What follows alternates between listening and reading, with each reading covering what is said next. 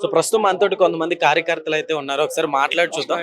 Hello అండి, చెప్పండి ఏంటి ఇప్పుడు కవిత గారు ప్రెస్ మీట్ పెట్టడం జరిగింది. సో ఇంతకు ముందు ఇప్పుడు చూసుకుంటే మరికొద్ది రోజుల్లో సో ఎలక్షన్స్ కూడా రాబోతున్నాయి అన్నమాట. సో ఏం చెప్తారు అసలుకి పార్టీకి ఏమన్నా ఇది బ్యాడ్ జరగచ్చు? ఖచ్చితంగా జరుగుతుంది. ఎందుకంటే దారుణంగా ఒక నోటీస్ ఇవ్వకుండా ఇలాంటి ముందస్తు నోటీస్ ఇవ్వకుండా ఆమెను సస్పెండ్ చేయడం అనేది చాలా అన్యాయం. అది పార్టీకి, బీఆర్ఎస్ పార్టీకి తీవ్ర నష్టం జరిగే ప్రమాదం ఇట్లా ఉంది. రేపు రాబోయే ఎలక్షన్ల ఇట్లా దీని ప్రభావం ఖచ్చితంగా చూస్తుంది. కవితక్క లేని బీఆర్ఎస్ నష్టపోక తప్పదు, అది గ్యారంటీ. అయితే బీఆర్ఎస్ కి మెయిన్ పిల్లర్ అనే చెప్పాలి కవిత గారు. సో కవిత గారు బయటికి రావడం జరిగింది. సో ఆ పార్టీ కాస్త వెనుక ఉండబోతుంది రానున్న ఎలక్షన్ లో కావచ్చు. సో ఇవన్నీ ఏం చెప్తారు? ఖచ్చితంగా ఆమె లేని లోటు మాత్రం ఖచ్చితంగా కనబడతారు. రేపు జరగబోయే ఎలక్షన్లలో బీఆర్ఎస్ పార్టీకి ఖచ్చితంగా తగిన మూల్యం చెల్లించుకోవాల్సిన అవసరం ఎంతైనా ఉంటుంది. ఎందుకంటే కవితక్క లేని పార్టీ ఎట్లుంటుంది అనేది 4 రోజులు అయితే తెలుస్తుంది ఇంకా ముందు. ఎందుకంటే తెలంగాణ ఉద్యమంలో క్రియాశీలకంగా కొట్లాడినటువంటి నాయకురాలు కవితక్క గారు, మరి బతుకమ్మకు ఒక వన్న తెచ్చినటువంటి లీడర్ కవితక్క గారు. ఇట్లా చెప్పుకుంటూ పోతే ఈ రోజు బీసీలనంతా పండుకున్న బీసీలను తట్టి లేపినటువంటి గొప్ప నాయకురాలు కవితక్క గారు. 42% రిజర్వేషన్ ఇవ్వాలని మొట్టమొదటిసారిగా గలం విప్పినటువంటి నాయకురాలు కవితక్క గారు. కాబట్టి ఇన్ని క్వాలిటీస్ ఉన్న కవితక్కను మీరు సస్పెండ్ చేయడం అనేది అన్యాయము. ఇది ఒక నోటీస్ లేకుండా, ఎలాంటి వివరణ అడగకుండా మీరు నిజంగా సస్పెండ్ చేయడం అనేది చాలా అన్యాయం. ఓకే, అయితే కొంతమంది ఏమంటున్నారంటే ఇదంతా కేసీఆర్ గారు ఇస్తున్న స్కెచ్, కావాలని ఇదంతా చేస్తున్నారు. సో ఫ్యామిలీ మొత్తం ఇట్లా కావాలని చేస్తున్నారు అనే రూమర్స్ వస్తున్నాయి. ఏం చెప్తారు? దాన్ని తీవ్రంగా ఖండిస్తున్నాం. కేసీఆర్ గారు అలాంటి చీప్ ట్రిక్స్ ప్లే చేసే నాయకుడు కాదు. కేసీఆర్ గారు ఒక మహానేత, ఒక కారణజన్ముడు, రాదు అనుకున్న తెలంగాణ సాధించినటువంటి ఒక గొప్ప వ్యక్తి. అలాంటి వ్యక్తి ఇలాంటి చీప్ ట్రిక్స్ చేయడు. ఇది వాళ్ళకు కొంతమంది అక్కడుండి ఆమెను బయటకు పంపించే ప్రయత్నం చేసి దాంట్లో సక్సెస్ అయ్యారు వాళ్ళు. అయితే ఇప్పుడు బీఆర్ఎస్ బీజేపీలో విలీనం కాబోతుంది, అట్లానే కవిత గారు ఓన్ పార్టీ పెట్టబోతున్నారు అనే రూమర్స్ కూడా వస్తున్నాయి. ఏం చెప్తారు యాజ్ ఏ కార్యకర్తగా? సో ఒకవేళ ఓన్ గా పార్టీ పెడితే మీరు వింటారా? ఖచ్చితంగా నేను కాదు, యావత్ తెలంగాణలో ఉన్నటువంటి బహుజన బిడ్డలంతా, ముఖ్యంగా బహుజన కులాలన్నీ, ఎస్సీ ఎస్టీ మైనార్టీ బీసీలు అగ్రవర్ణ పేదలు అందరికి ఇట్లా కవితక్కని ఇవాళ ఒక బీసీల దేవత కొలుస్తారు. కాబట్టి ఖచ్చితంగా బహుజన కులాలన్నీ ఇట్లా కవితక్కకు అండదండగా ఉంటాయి. ఇంతకు ముందే కవిత గారు మాట్లాడుతూ కేటీఆర్ గారు అసలు ఏం పట్టించుకోలేదు, ఎంత జరుగుతున్నా అన్నట్లుగా కూడా మాట్లాడడం జరిగింది.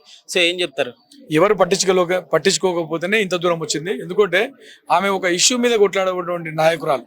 మీరు ఎక్కడైనా ఆమె ప్రెస్ మీట్ చూడండి, కవితక్క గారు ప్రెస్ మీట్ చూడండి, చాలా పొలైట్గా ఉంటుంది. ఎవరిని హార్డ్గా విమర్శించే మనస్తత్వం ఇట్లా కవితక్కది కాదు. ఇది అన్యాయం. దీన్ని ఖచ్చితంగా వాళ్ళు మూల్యం చెల్లించుకోక తప్పదు బీఆర్ఎస్ పార్టీ. ఓకే, గల్లీలలో పోతలేరు, వీళ్ళు పనులు చేస్తలేరు. ఎవరికి కూడా పని చేసినప్పుడే గ్రౌండ్ వర్క్ చేసినోడే వాళ్ళు నిజమైన లీడరు. ఆడవాడు మాట్లాడాలి, వీడవాడు మాట్లాడాలి, అంతే. గ్రౌండ్ వర్క్ చేసి పల్లెటూళ్ళకి పోయి వాళ్ళ సమస్యలు తెలుసుకొని మనం సంధిస్తే మన పార్టీ అప్పుడు బలవంతం అవుతుంది, గెలుస్తుంది అని చెప్తారు. ఈడ కూర్చుండే మన పార్టీ గెలుస్తుందని జన అహంకారం పోతురు. ఇప్పటికీ మొన్న జరిగిన ఎలక్షన్లలో 30 మంది ఎమ్మెల్యేలను తీసేయాలని సర్వేలో వెళ్ళింది. అయినా సీఎం కేసీఆర్ బాబు వాళ్ళనే పెట్టి ఇవాళ మన పార్టీని మా ప్రభుత్వం బలగొట్టిన ఘనత మాజీ ఎమ్మెల్యేల వల్లనే. ఇదంతా ప్రాబ్లం ఇప్పటికీ కూడా తెలుసుకోవాలా. పాపం టిఆర్ఎస్ కార్యకర్తలు ఈ రోజు వాళ్ళకి అర్థమైతలేదు ఎక్కడ పోదామని బాధపడుతున్నారు. టిఆర్ఎస్ పార్టీ వాళ్ళకు కనీసం పోలీస్ స్టేషన్లకు పోతే వీళ్ళు ఇచ్చిన కేటీఆర్ ఇచ్చిన ఇన్ఛార్జీలు ఉంటారు కదా జిల్లాలలో, ఆ జిల్లా వాళ్ళకు పోలీస్ స్టేషన్లకు కూడా స్పందించలేరు. కనీసం కూడా ఇప్పటికి కూడా ఏ ఇన్ఛార్జ్ కూడా స్పందిస్తలేరు. వాళ్ళ పనితనం ఇప్పటికైనా మార్చుకోవాలా, మార్చుకుంటేనే బాగుంటది. జై తెలంగాణ, జై తెలంగాణ, జై కవితక్క, జై జాగృతి. సంక్షేమ పథకమే గాని, కాళేశ్వరం ప్రాజెక్టులో జరుగుతున్న అవినీతి గాని అన్ని కూడా పేద ప్రజలకు అందాలా, పేద ప్రజలు అందరు కూడా సుఖంగా ఉండాలని చెప్పేసి ఎంతో పెద్ద మనసుతో ఆలోచించినటువంటి కవితక్క గారు.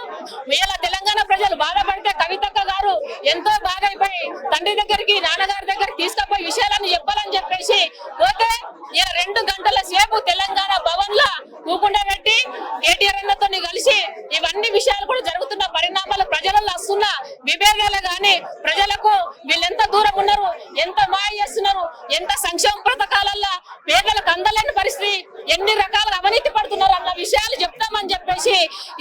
రోజు మా కవితక్క గారు గత 3 నెలల క్రితం తెలంగాణ భవన్ పోయి 2 గంటల సేపు కూకుంటే అక్కడ రాని పరిస్థితి, విషయాల వినలేని పరిస్థితి. కాబట్టి ఇవన్నీ కూడా చూసి ఇలా కాళేశ్వర్ కమిషన్ మీద ఇలా నోటీసు జారీ చేస్తే కవితక్క గారు ఎందుకంటే తన తండ్రి కాబట్టి ఇలా జాతీయ పీత అని చెప్పేసి ఎంతో బ్రహ్మాండంగా తెలంగాణ రాష్ట్రాన్ని ఇతర దేశాలకు ఇతర రాష్ట్రాలకు కూడా పేరుగాంచినటువంటి ఇలా జాతీయ పీత అంటే ఒక మంచి ప్రాజెక్టు ద్వారా ఇలా కాళేశ్వరం ప్రాజెక్టు ద్వారా వచ్చిన పేరును ఇలా నోటీస్ ఇవ్వడం సిగ్గుచేట అని చెప్పేసి మేము తెలియజేస్తున్నాం. కవితక్క గారు ఇలా ఈ విషయాన్నే హరీష్ రావు గారు చేసిన అవినీతి, సంతోష్ రావు గారు చేస్తున్న అవినీతిని ఇలా పందికొక్కుల్లాగా ఇలా అయి ఇలా డబ్బంతా ఇలా కాళేశ్వరం ప్రాజెక్ట్ డబ్బంతా ఇలా దిగమింగిన హరీష్ రావు గాని అట్లా సంతోష్ రావు గాని వీళ్ళని బట్టబయలు చేయాలని చెప్పేసి కవితక్క గారు ప్రెస్ మీట్ పెట్టింది. ఇలా తెలంగాణ బిడ్డే ఆడలకు తెలుసు కాబట్టి ఈ రోజు ప్రెస్ మీట్ పెట్టినటువంటి కవితక్కను మమ్మల్ని దొంగలంటావా? దొంగ అంటే ఎవరికైనా బాధని, ఎందుకనంటే దొంగతనం చేసిన దూరానలా కాబట్టి ఆ దొంగన్నది కాబట్టి ఆమె దొంగ అంటావా అని చెప్పేసి ఇంకా రేపు ఇంకా ఏం చేస్తుందో ఇంకా మరి ఏం పట్టి బయట పెడుతుందో అని చెప్పేసి భయపడి ధనార్దన్ రాత్రి ఇలా మాట్లాడేసి పొద్దున సోకస్ నోటీసు పార్టీ నుంచి బహిష్కరణ లెటర్ పార్టీ పంపించిన విషయం చూస్తున్నాం.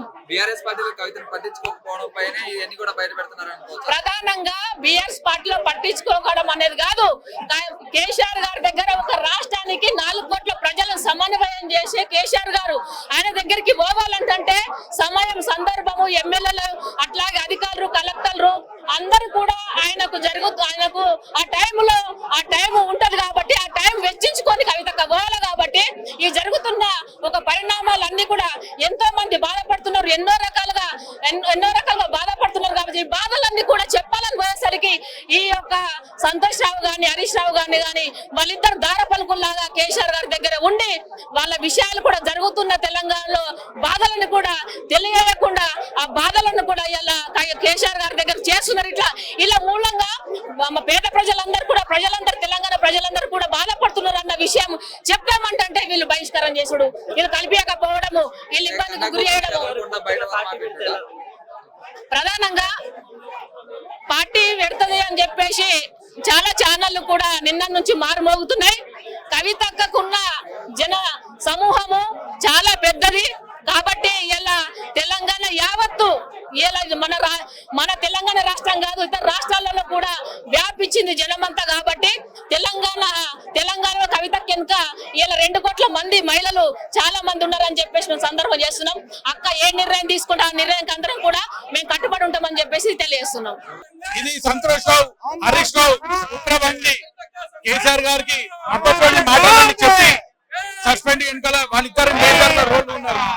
అట్లా భవిష్యత్తు కార్యాచరణ ఎలా ఉండబోతుంది? ఒకవేళ కవిత గారు పార్టీ పెట్టబోతే ఎలా ఉంటుంది? అక్క పార్టీ పెట్టినా ఎక్కడున్నా మేము అక్క సైనికుల్లాగా అక్కెంబడి ఉంటాము, అక్కెంబడి నడుస్తాం మేమంతా. రీసెంట్ గా ఇప్పుడు హరీష్ రావు గారు చేసిన కామెంట్స్ కావచ్చు, ఇవన్నీ ఎలా చూస్తున్నారు? హరీష్ రావు గారికి భయం, ఏం భయం అంటే అక్క ఈడ సీఎం అవుతుందని ఒక భయంతో కావాలని అక్కని సైడ్ ట్రాక్ చేయడానికి ఇది హరీష్ రావు సంతోష్ రావు మేజర్ గా ఈ రోల్ ప్లే చేసారు. వాళ్ళు కేసీఆర్ గారికి ఏంటంటే వీళ్ళు మాయ మాటలు చెప్పుడు వల్ల కేసీఆర్ గారు నమ్మడం వల్ల ఇట్లా అవుతుంది. కానీ కేసీఆర్ సార్ ఒక్కసారి నమ్మకపోతే వాళ్ళిద్దరు దొంగలని బయట పెడితే టీఆర్ఎస్ పార్టీని బతికిస్తారు. అంటే ఇప్పుడు బీఆర్ఎస్ కి మెయిన్ పిల్లర్ అనే చెప్పాలి. కవిత గారు ఇప్పుడు బయటకు వచ్చేసారు, ఎలా ఉండబోతుంది? అంటే బీఆర్ఎస్ పార్టీ ఎలా ఉండబోతుంది? బీఆర్ఎస్ పార్టీని అడగాలండి, అది గ్రహించాలి. ఎందుకంటే మా అక్క మా జాగృతి నుంచి ఎన్నో ప్రోగ్రామ్స్ చేసింది, మహిళలకి బీసీలకి ఎన్నో ఉద్యమాలు చేసింది. అట్లాంటి కవితక్కని కావాలని పంపించారు. ఇది అట్లా మేజర్ గా ఏంటంటే మనం చూసుకోవాల్సిందంటే అక్క మెయిన్ పిల్లర్, ఆ మెయిన్ పిల్లర్ ని అటు తొలగి అలానే వాళ్ళు మెయిన్ గా చూసారు. బీఆర్ఎస్ లో జరుగుతున్న ఈ పరిణామాలు ఇవన్నీ కావాలని కేసీఆర్ గారు స్కెచ్ చేశారు అన్నట్లుగా కూడా కొంతమంది చేస్తున్నారు. ఏం చెప్తారు? ఎందుకు చేస్తారని స్కెచ్ ఏం లేదు, కావాలని ఇదంతా కుట్ర. హరీష్ రావు సంతోష్ రావు మెయిన్ ఈ టార్గెట్లు వీళ్ళిద్దరు కలిసి చేసిన కుట్ర ఇదంతా. అట్లా దీని వెనకాల మెయిన్ గా వాళ్ళిద్దరే రోల్ ఉన్నది, దీని వెనకాల ఎవరు రోల్ లేదు. మాకు ఏటారన్నా పార్టీని బతికేయాలంటే ఆ ఇద్దరు దొంగలని గ్రహించి బతికించుకోవాలని పార్టీని మేము కోరుకుంటున్నాము. కవిత గారు ఇప్పుడు పార్టీ పెడితే ఎలా ఉంటుంది మీ సపోర్ట్? అక్క పార్టీ పెడితే ముఖ్యమంత్రి, తొలి ముఖ్యమంత్రి మహిళ అవుతుంది అక్క. మేమంతా అక్కతోనే ఉంటాము, కోరుకుంటున్నాము. 100% అక్క సీఎం గారు అవుతారు. సస్పెండ్ అనేది మేము తెలంగాణ జాగృతి తరఫున పూర్తిగా ఖండిస్తున్నాము. మాకు తెలంగాణ జాగృతి అక్క నేర్పించినటువంటి మేము దాదాపు 15,000 మంది ఉండొచ్చు మా తెలంగాణ. ప్రతి ఒక్కరికి చెప్తున్నా, ఈ విషయంలో అక్కని సస్పెండ్ చేయడం విషయంలో తెలంగాణ జాగృతి చాలా సీరియస్ గా ఉంది. అక్క ఏ నిర్ణయం తీసుకున్నా కూడా తెలంగాణ జాగృతి అక్కెంబడే ఉంటామని చెప్పేసి మీ మీడియా తరఫున మేము తెలియజేసుకుంటున్నాము. కేసీఆర్ గారు అసలు రెస్పాండ్ అవ్వలేదు కదా, దీన్ని అసలు ఎలా చూస్తారు? కేసీఆర్ ని పక్కకున్నటువంటి ఇద్దరు చాలా ఇబ్బంది పెడుతున్నారు ఆయనను. అది కరెక్ట్ కాదు. ఎందుకంటే తెలంగాణ జాగృతిలో ఉండి టిఆర్ఎస్ పార్టీకి చేసినటువంటి ప్రతి జిల్లాకి వెళ్ళి కూడా టిఆర్ఎస్ పార్టీ కూడా పనిచేయలేదా కవితక్క? ప్రతి దానికి కూడా ఎక్కడ ఇన్ఛార్జ్ ఇచ్చినా కూడా మనసు పూర్తి చేసి తెలంగాణని 10 ఇయర్స్ మన తెలంగాణ కూడా వ్యాపించినటువంటి మన తెలంగాణ రెండోసారి కూడా గెలవడం జరిగింది. సో హరీష్ రావు గారు మాట్లాడుతూ కొన్ని వ్యాఖ్యలు అయితే చేశారు. సో ఏం చెప్తారు హరీష్ రావు గారు? ఎవరు స్వార్థమాలకు ఉందబ్బా, హరీష్ రావుకు ఉంది, సంతోష్ ఉంది. మంచిగా ఫస్ట్ నుంచి ఉద్యమంలో పనిచేసినటువంటి ఇటల రాజేందర్ గారు కావచ్చు, మన పొంగులటి శ్రీనివాస్ రెడ్డి కావచ్చు, వీళ్ళందరూ తీయడం కారణం మన హరీష్ రావు గారు, మన సంతోష్ రావు గారు. జరుగుతున్న ఈ పరిణామాల్ని కావాలనే చేస్తున్నారు కేసీఆర్ గారు. ఇదంతా ఒక స్కెచ్, కుట్రపూరితంగా జరుగుతున్నటువంటి అక్క మీద ఆమె చురుగ్గా పనిచేస్తున్నటువంటి ఓర్వక ఆమెను ఈ విధంగా ఆమెను సస్పెండ్ చేయడం జరిగింది అనుకుంటున్నాం మేము. ఓకే, భవిష్యత్తులో కార్యాచరణ ఎలా ఉంటుంది? అక్క మేము ఇక్కడ అసలు ఈ రోజు నుంచి మంచి రోజు స్టార్ట్ అయినాయని మా తెలంగాణ జాగృతిని మా తరఫున మేము అందరం అనుకుంటున్నాం. రానున్న పంచాయతీ ఎలక్షన్ల మీద ఏమైనా ఎఫెక్ట్ పడే ఛాన్స్ ఉన్నాయా బీఆర్ఎస్ కి పడదా మనకు వాళ్ళు ఆలోచించుకోవాలి. అసలు తీయడమే అది పెద్ద తప్పు బీఆర్ఎస్ నుంచి అక్కని. ఎట్లా ఉందన్న ఇప్పుడు సస్పెండ్ చేశారు, ఎట్లా అనిపిస్తుంది? అంటే బీఆర్ఎస్ కి మెయిన్ పిల్లర్ అనే చెప్పాలి కవిత గారు. కవితక్క గారు చూసే వాళ్లకు కేసీఆర్ గారి బిడ్డగా, లేదు మాజీ పార్లమెంట్ సభ్యురాలుగా, కాదు ఈనాడు ఎమ్మెల్సీగా అనంటే తెలంగాణ సాంస్కృతిక నాయకురాలుగా మాకు పరిచయం. 2006లోనే ప్రొఫెసర్ జయశంకర్ సారు, తెలంగాణ జాతిపిత బాపు కేసీఆర్ గారు కవితక్కను జాగృతి సంస్థను ఏర్పాటు చేసినప్పుడు సాంస్కృతిక ఉద్యమం, తెలంగాణ ఆత్మగౌరవం, తెలంగాణ అస్తిత్వాన్ని నిలబెట్టుకునేటటువంటి పోరాటాలు చేసిన తెలంగాణ బిడ్డకు ఏ నోటీసులు లేకుండా సస్పెండ్ చేయటం అనేది, ఇలా సస్పెండ్ చేయించాలా అని అనుకొని ఎవరైతే కలలు కన్నారో వాళ్ళ కళలు సాకారమైనాయి, వాళ్ళ కళ్ళు చల్లబడ్డాయి. ఆ మేరకు వాళ్ళు విజయం సాధించారని మాత్రం చెప్పవచ్చు. కేసీఆర్ గారి గురించి కవితకు ఒక మాట చెప్పింది. కేసీఆర్ గారు దేవుళ్ళు లాంటి మనిషి, కేసీఆర్ గారు చుట్టూ కొన్ని దయ్యాలు ఉన్నాయని చెప్పింది. ఇది కేసీఆర్ గారికి జరుగుతున్న పరిణామాలను అక్కడ కనుక చేరవేయటంలో కొంత ఆలస్యం కావచ్చు. వీళ్ళు తీసుకునేటటువంటి నిర్ణయం, వీళ్ళు చెప్పినటువంటి పార్టీ వ్యతిరేక కార్యక్రమం అంటే వాళ్ళ దృష్టిలో ప్రజలకు దగ్గరవ్వటం, ప్రజా సమస్యలు తీర్చడంలో ఉంటాం, ప్రజా పోరాటాలు. ఇలా బీసీలకు 42% రిజర్వేషన్ ఇచ్చేదాకా ఈ ప్రభుత్వం ఎలక్షన్లకు పోవద్దని చెప్పిన అల్టిమేటం జారీ చేయటం, ఇవన్నీ వాళ్ళకి పార్టీ వ్యతిరేక కార్యక్రమాల్లా కనబడ్డాయి.